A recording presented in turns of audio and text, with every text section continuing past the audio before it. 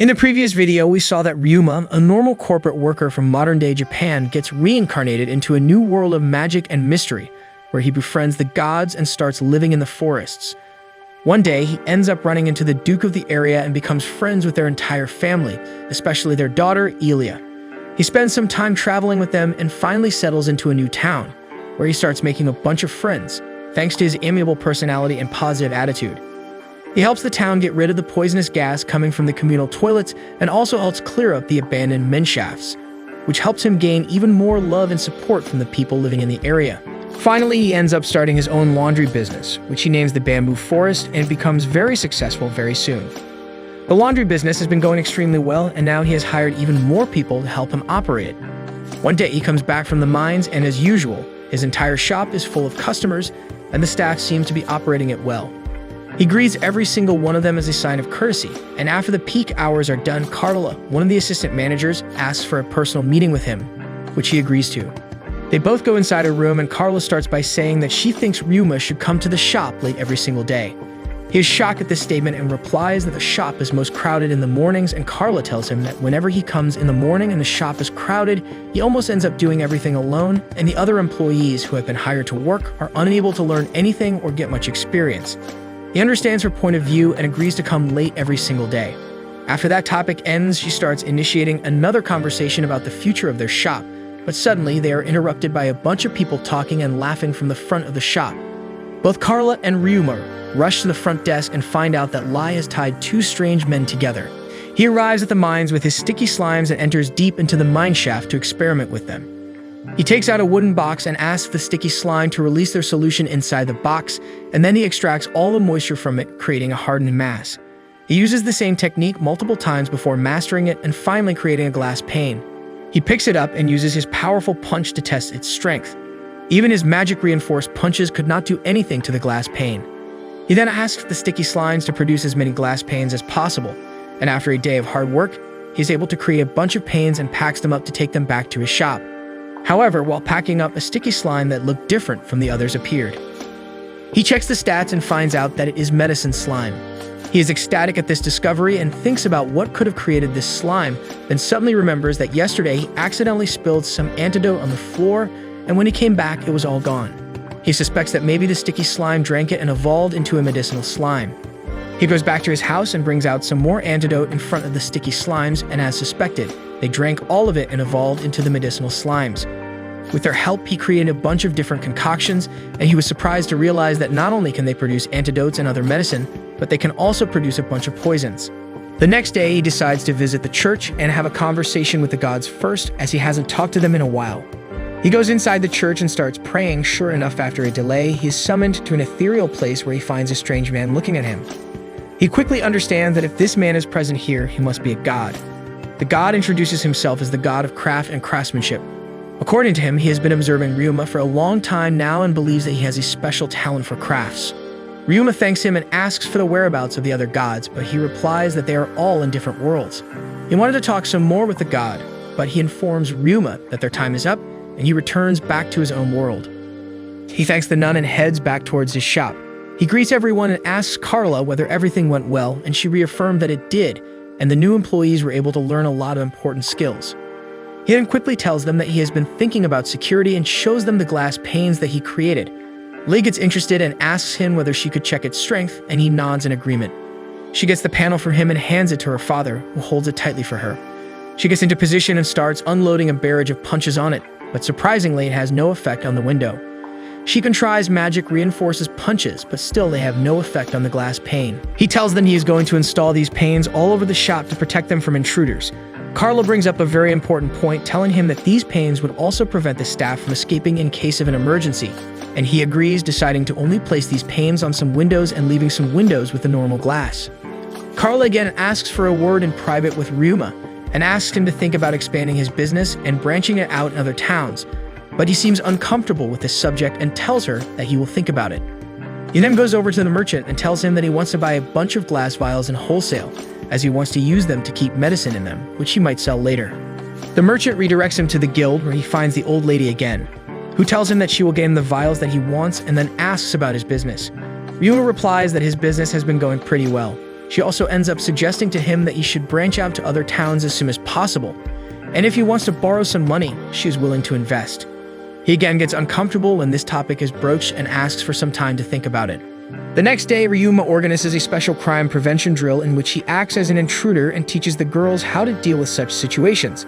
The same day, a gentleman from the beast taming guild named Taylor arrives at his establishment and is astonished to see the skills and abilities of his slime friends. He inquires about them at length and tells Ryuma that he has the guild's full support, as he thinks that slimes are just as important as other beasts. The next day, while Ryuma was around the back, he overheard commotion in the front of the store and went to inspect. He sees that a rough-looking man is creating a big scene by accusing the shop of terrible service and ruining his clothes by tearing them. He starts getting very loud and intimidating to the receptionist, so Ryuma ends up intervening. He asks the man about his problems politely, but the man rudely tells him to piss off as he doesn't want to talk to a kid. Ryuma informs him that he is the manager of this establishment, and if he has any problems, he has to speak with him only. The man looks at him in disbelief, tells him that his clothes are all destroyed because of his laundry service, and throws the torn cloth on his face. Ryuma inspects the cloth very closely and realizes that it has been sliced by a knife and then torn apart by hands. Ryuma tells him that this is not the fault of his laundry service, and the evidence is clearly manufactured. To prove his point, he brings out his cleaner slimes and shows the customers how the slimes clean the clothes. He explains to them that the slimes don't have any kind of teeth or sharp objects in their mouths that could damage the cloth, so the damage is definitely manufactured. The man gets angry at this and tries to punch Ryuma, but Ryuma is an expert fighter and easily dodges the punch before taking him down. He then ties him up and calls the authorities, who take the man away. Carla expresses her concerns about these slanders, as it is the second time someone has tried to ruin her reputation. The most mysterious thing is that they don't even have any competitors, so why would someone want to ruin the reputation? All these incidents have been making him paranoid, so he decides to go to the min shafts to try and create a weapon for himself.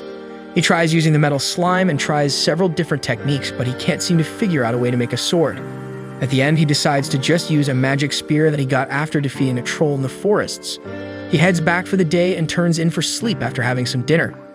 The next day, when he arrives at the bamboo forest, he is greeted by Carla, who informs him that she has been doing some investigations of her own, and that she has found out that their establishment is being attacked because they have associated themselves with Mr. Taylor. According to her, a lot of people in the Tamer Guild are not happy because Taylor is treating the slimes like any other beast, and now they are trying to sully his name and anyone associated with him. In the evening, 3 researchers come into the establishment to meet Ryuma. All of them spend a considerable amount of time with the slimes and are extremely surprised by the amount of different types of slimes that he has. They ask him to tell them everything he knows about the slimes, as they have been trying to evolve their slimes, but they are not doing anything. Ryuma asks them about the food they are providing to the slimes, and they reply that they give whatever food is available to them. They hand it over to the slimes. Ryuma tells them that they are making a mistake and then demonstrates that every single slime changes according to the things that it eats, and if they give him just random food scraps, they are never going to grow. This surprised every single one of them, and their eyes started shining from excitement. They beg Ryuma to hire them as his employees and teach him more about slimes, and he agrees. After the day ends, he starts walking back towards his home, but on the way, he senses that he is being followed by at least 3 people. He quickly starts running and ducks in an alleyway, but to his surprise, he is attacked by one of the assailants.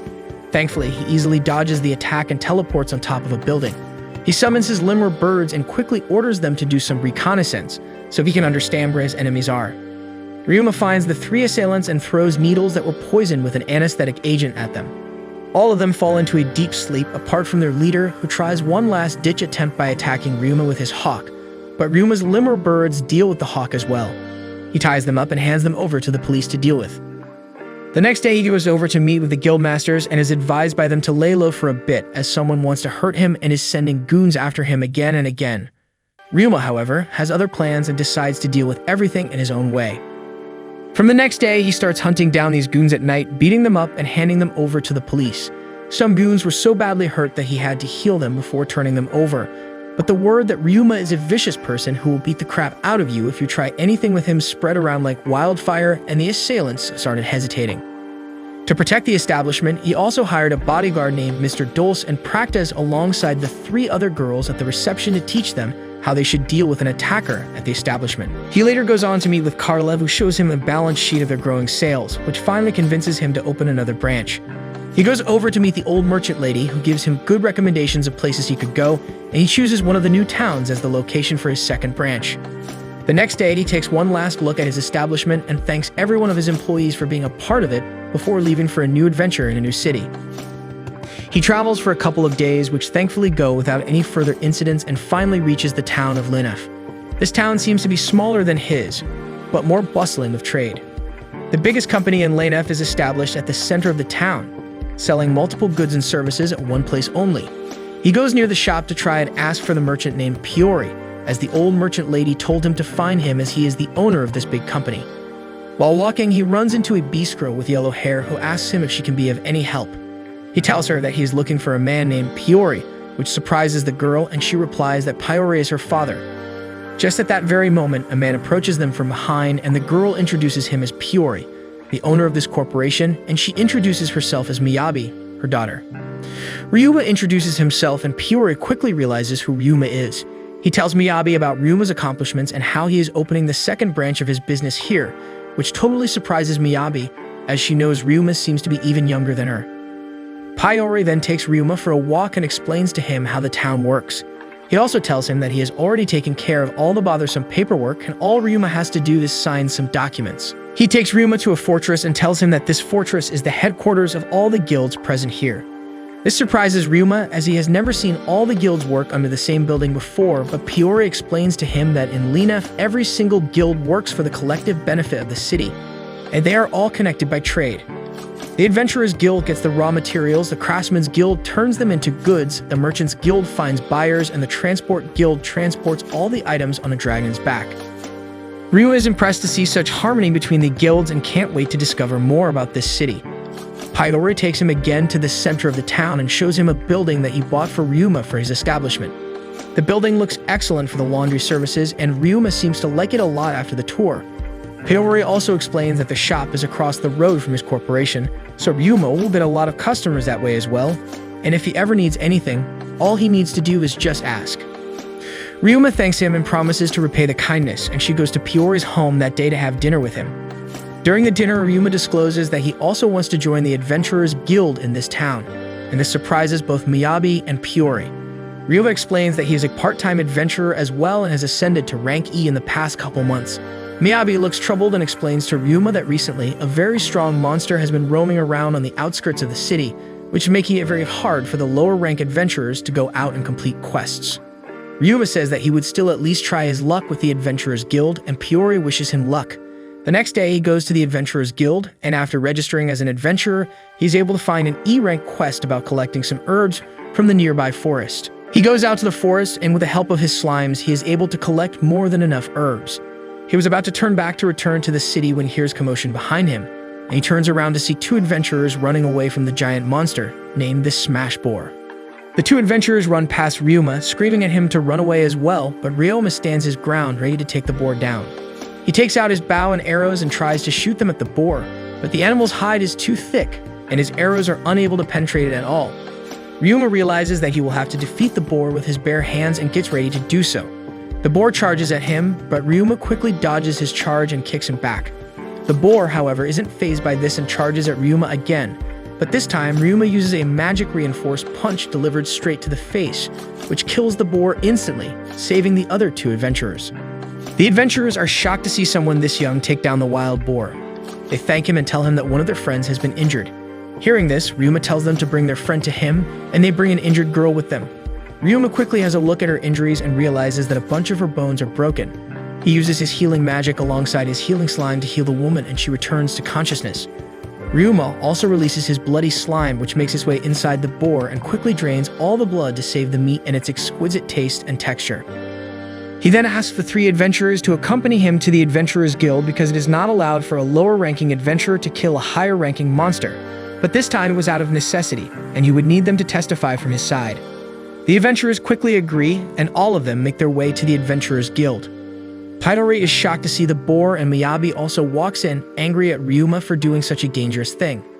Just then, an official from the Adventurers Guild arrives and asks Ryuma about the reason he took down the boar, which is not legal to do so. Thankfully, the three adventurers testify from his side, and the matter is absolved as a case of self-defense. He thanks the adventurers, and they go their own way before Peori tells Ryuma that he's going to ask his chefs to butcher the boar so that the meat doesn't spoil. When the chefs butcher the boar, they are surprised to see that the blood is already completely drained, and Ryuma explains that his bloody slime can extract every drop of blood from anything, which grabs Peori's attention. And he starts telling Ryuma to sell him the slime, as he also wants to drain his meat like that, and it will increase the price of the product by 2 times as much. Ryuma, however, refuses, telling him that he only has 1 slime and that if he gets more, he will give one to Peori. That night, he cooks the boar at Peori's place and makes a dish that he used to make on Earth. It turns out to be a massive success, and the next day, Peori opens up a restaurant to sell that very dish.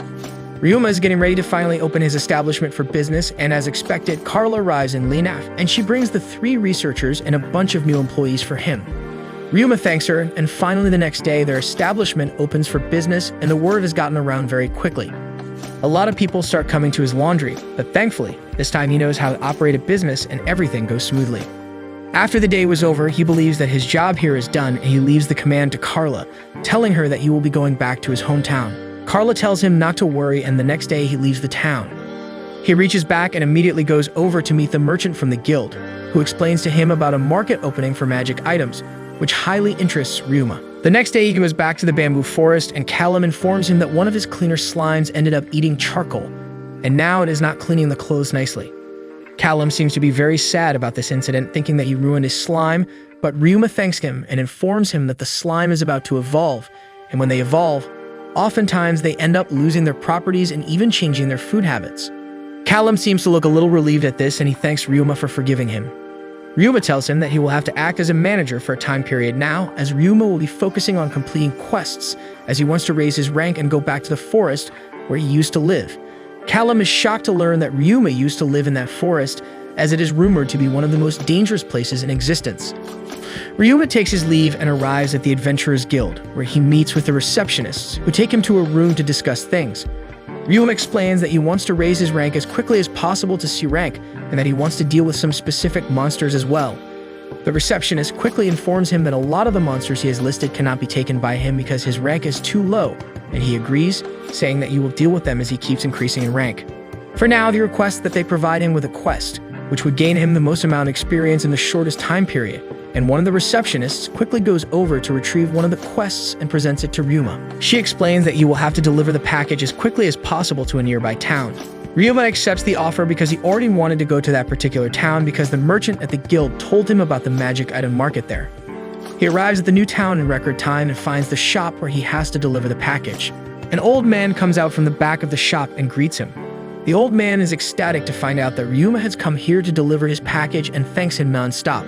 He quickly goes and gets some tea for Ryuma, and just then, the door opens and Serge the merchant walks in the room. He is surprised to see Ryuma, and the old man is also shocked to know that Serge knows Ryuma. Serge introduces Ryuma as one of the best businessmen in the entire country and tells the old man about his achievements. The old man seems to be very impressed and introduces himself as Denon. Serge tells Ryuma that Denon is a gifted inventor and he always works on inventing new gadgets and items. After talking for a bit, Denon takes both Serge and Ryuma to his workshop, where he shows them his new project, which to Ryuma's surprise is a modern car. Serge is very confused after looking at the car as he doesn't know what it does, but Denon tells him that once it is completed, they won't need to rely on horses to transport them from one place to another. Serge then notices that there is a carriage in the back of the workshop, and he asks about it. Denon responds that he was going to repair it for someone. Serge is very shocked as Denon doesn't take any kind of repair work, no matter the money. Denon responds by saying that his grandson has turned 4 and seems to be a prodigy. He takes out a small mechanism and shows it to Ryuma and Serge. Denon informs him that his grandson made this on his own, and even Ryuma is impressed by this. It is a gear system that can work with magic as an energy source. Denon tells them that he wants his grandson to go to the Royal Academy, but the tuition fee is way too high, so he is taking any job he can get to pay for his grandson's tuition. After getting out of the shop, Serge asks Ryuma about his plans further, to which Ryuma replies that he is going to find an inn and then browse around in the market the next day. Hearing this, Serge offers Ryuma the chance to take him to the inn he would be staying at, and the next day he can be Ryuma's guide to the market. Both of them check into an inn, and Ryuma goes to his room to tinker around with the mechanism that Denon gave him. Finally, the time for dinner arrives, and on the table, he produces a music box in front of Serge, who has no idea about the existence of such a thing. Ryuma informs him that he just tampered with the gears a bit and shows how the music comes out. Serge is very impressed by this and advises him to start making them look fancy and producing more of them, as things like these are often sold at very high prices to the rich. The next day, Serge takes Ryuma to the market, where she roams around for a while looking for different magic items before stumbling upon Denon's shop. Serge goes up to him and tells him that he is here with a business proposal. Denon quickly takes Serge inside while Ryuma plays with Denon's grandson. He realizes that the little boy has no one to play with and must get bored every day. He opens his magical chest box and retrieves a bunch of small clothes and other things. He then arranges them in a certain manner and creates a game out of it. He teaches the child how to play the game, and he seems to enjoy it a lot. Later, Ryuma returns to his city to manage his responsibilities. He goes into the mine shafts and witnesses the charcoal slime finally evolve. He looks at its status and finds out that the slime has anti-odor properties and it can remove smell from anything. He works the entire night, and by the next day, he has made a bunch of different solutions from the liquid that he extracted from the slime. He gives it to Callum and tells him to conduct some experiments for him while he goes back in the mineshaft. After he got out of the bamboo forest, he spotted two guys trying to mend their cart, which had broken down suddenly. Ryuma goes up to them and uses his sticky slime to mend their cart, and in return, he tells them to take one of the solutions from him and test the strength of the anti-odor properties on their garbage cart. Ryuma gets to know about an upcoming festival in his town, where a lot of people will be present from all over the country. He aspires to open a stall and sell some of his products to gauge what normal people think about them and to spread the name of his company. He goes into the mine shaft to experiment some more and ends up creating a bunch of handmade soap and later some with designs like that of a lemur bird, which he wishes to offer as a gift to Elia. Ryuma wants to talk more, but he is interrupted by Callum, who rushes up to him and informs him that he just got a letter from Carla, who wants you to rush to Lenath as soon as possible because the cleaner slimes have uncharacteristically multiplied in huge numbers. Ryuma quickly gets ready to leave, and by using his spatial magic, he reaches Lenath very quickly. He reaches his shop and is shocked to see it completely overrun by customers, which makes him really happy. He teleports inside the shop to see Carla standing confused, and she takes him into the back room, which has a bunch of cleaner slimes and the three researchers keeping an eye on them. Ryuma asks them for details, and they explain that the traffic of customers is very high in the town of Lenath compared to their hometown, and suddenly a bunch of slimes started multiplying, and now they have 75 new slimes to handle. Ryuma is excited at this news, and he quickly tames all of them before trying to decipher the reason behind it. They speculate that this may be due to the abundance of food for them because of the increased amount of clothes that they have to clean, and because they have space to grow, they multiplied very quickly. Carla lets out a sigh of relief when Ryuma tells them to relax, as there is nothing to worry about. He bids them farewell and decides to head back, but before that, he ends up going to meet Piori, whom he runs into on the road near his shop, standing by a bunch of stinking barrels. Ryuma asks them what is happening, and he reveals that a couple of foreign traders visited the city recently, and Piori ended up buying fermented fish from them, but they are stinking so much that he doesn't know what to do with them. Ryuma quickly gets out his deodorant slime, and it absorbs all the smell from inside the barrel.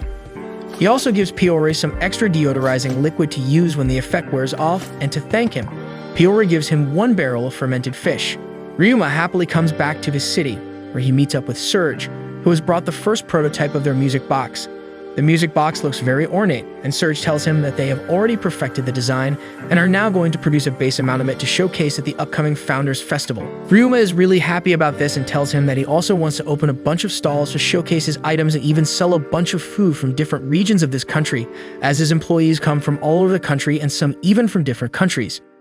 Ryuma decides to organize a small party before the festival so everyone can get to know each other better. At the party, everyone has to create some of their favorite dishes from their area or region. While they were having fun discussing food, the door opened and a white-haired man entered the room. He introduced himself as Penance. Ryuma quickly remembers his name as he has heard of the name of their band multiple times, and Penance is the leader of the band. He seems ecstatic to meet Ryuma and greets him very pleasantly. He explains that his band has been officially invited to perform at the festival, and he has heard a lot about Ryuma, so he wanted to meet him. Ryuma is pleased to know this and invites him and his entire band to the party tonight before excusing himself. He goes to the guild where he asks the receptionist if there are any quests he could take on that wouldn't take a lot of time to finish, as he still wants to gain levels as quickly as possible. The receptionist offers him a quest that requires finding a bunch of giant ants and their colonies in the grassland outside their city, which Ryuma gladly accepts. He quickly makes his way through the forest and releases his lemur birds to scout the area for him to find any signs of giant ants. The limber birds can't find any ants, but they are able to spot a group of adventurers, and Ryuma seems to recognize them. He runs towards them and greets them with a warm hello. The adventurers turn out to be the same bunch of people who were helped by Ryuma when their garbage cart broke down. They exchange pleasantries, and the adventurers explain that they have gotten the quest of killing the ants, but they can't seem to find the nest of the ants. Ryuma chuckles and informs them that he has gotten the quest to find these ants, so if they work in harmony, they can both find and kill the ants, completing both their quests. The adventurers eagerly agree, and Ryuma grabs one of the iron slimes and changes it into a sword, much to everyone's surprise. He then commands the other slimes to move forward, making a chain. He explains to the others that the iron slimes are very good at detecting danger, and as he said this, suddenly the slimes stopped in their spot and a giant ant erupted from beneath the ground. Ryuma, however, is ready for the ant and makes quick work of it, slicing it in two with the help of his sword. The others also start finding a bunch of slimes, and by working together, they are thankfully able to bring down every single ant they can find before loading it up on their wagon and taking it back to the city. The adventurers thank him and tell him that if he ever needs anything, he could ask them, and they would be ready to help. Ryuma thinks for a bit before he tells them to follow him. He takes all of them back to his place where the party is going on. Callum greets Ryuma, but is shocked to see a bunch of unknown individuals with him. Ryuma tells him that he has brought them here because he thinks they could be temporary employees who could help set up the stalls during the festivals. Callum seems a bit apprehensive, but suddenly Dulce also comes out and he seems to know these adventurers. He explains that he often helps the people in the slum area, and that's why he knows all of them. Callum replies that if both Ryuma and Dulce have faith in them, he also believes them, and he invites him inside the party, where they have a bunch of good food and drink together, celebrating their success until now and getting ready for the day ahead. The next night, Ryuma and the workers work on coming up with a rough layout for the stall that they want to set up, but suddenly, Ryuma is called outside by the guild master. He goes to meet the guild master, who congratulates him on the success of his establishment so far and asks him whether he is willing to take up a quest that might pay a lot. Ryuma asks for details, and he replies that the decoration of the entire festival is going to be tree twigs, but they don't have any. Ryuma is surprised, as trants are not very easy monsters to deal with, but the guildmaster replies that the architect that they have hired is very fancy and accomplished. He wants to make this festival perfect and only use tree twigs for it. He tells him that, at the very least, they require 200 tree twigs, which is a very high number. Ryuma thinks about the proposal for a bit, but he realizes that when he goes back to the forest where he used to live, he will have to face a bunch of trants and even stronger monsters, so this is a very good practice session, and he can even earn money and experience from it. He accepts the guild master's proposal, which delights the guild master as well, as they would have to transport a huge amount of dead trants back to the base and will need his spatial magic for that. The next day, he gets a debriefing from Mia and her group of adventurers. Asagi introduces Lipin to Ryuma and tells him that he is also a spatial magic user and very talented in his own right. The rest of the crew is the same, and Asagi, alongside Lipin, starts explaining about trants and how to deal with them. He explains that trants are tree monsters that look exactly like any other tree, and if you are not constantly on your feet and detecting magic, you cannot differentiate between normal trees and trants. So lesson number 1 is to always detect magic when going to hunt trants. The fastest way to kill them is to quickly chop off their face or chop off the area below their face, which will result in their immediate death. After the explanation was done, they all got in the wagon to depart. They finally arrive in the forest, and everything looks normal to the naked eye. They all get out and draw their weapons, slowly moving into the forest. Lipin points out a tree and explains that he can sense a magical aura coming from inside it, and when Ryuma tries to detect magic, he can even sense the same aura coming from inside the tree. Mia and the leopard girl immediately lunged towards the tree, and sure enough, it turned out to be a treant and started using its branches to ward off the girls. Mia, however, is quick with the sword and is able to chop off the branches before chopping off the treant's face and killing it. Ryuma carefully observes the other hunters killing the trants and finally decides to step up, ending up successfully killing his first treant. With the help of the slimes and Lipin's excellent spatial magic, it quickly starts storing the dead treant, and after a while, they decide to take a break. While eating lunch on the table, Ryuma notices a flying slime and is extremely curious about it. Lipin informs him that he has seen them sometimes, but doesn't know much about them. Ryuma inquires about the possibility of catching it, and to his surprise, Lipin immediately uses his spatial magic and grabs it. He gives it to Ryuma as a token of goodwill, who quickly tames it and decides to do further research on it once he gets back. After the break is over, they decide to hunt some more treant, and on the way, they suddenly sense a very strong dark magic coming from one of the trees. Leapin recognizes it as the Grand Tree, which is much bigger and stronger than the rest. They engage it in combat, but are unable to do anything because the branches erupting from the ground and above are constantly stopping them from doing anything. Ryuma quickly creates a pavement in front of them, so the branches cannot come from the ground, and the rest start making their way towards it. They throw axes at the tree, but it has special corrosive properties that rust the iron and make it useless. Ryuma suddenly remembers something and produces an axe made of stainless steel. He throws it at the tree, who tries to corrode it but fails. Ryuma quickly shouts at the others to distract the tree and hands them a bunch of weapons made of stainless steel, while he starts making a giant morning star which he uses to attack the giant tree, killing it. To celebrate the success of their mission, they have a feast in the evening and turn in for the night to return home the next day. The next day, they start traveling back to the town, and Ryuma seems to be a little bit worried because he left all the preparation work for the employees of his shop, even though the festival they should get holidays. Mia notices it and tells him that he can go to his place and the rest of them will deliver the traders and deal with the guild. Ryuma refuses at first, telling her that he will go with them, but after they convince him that they will be fine, he ends up going back to his place where he is shocked to see how big his stall is becoming.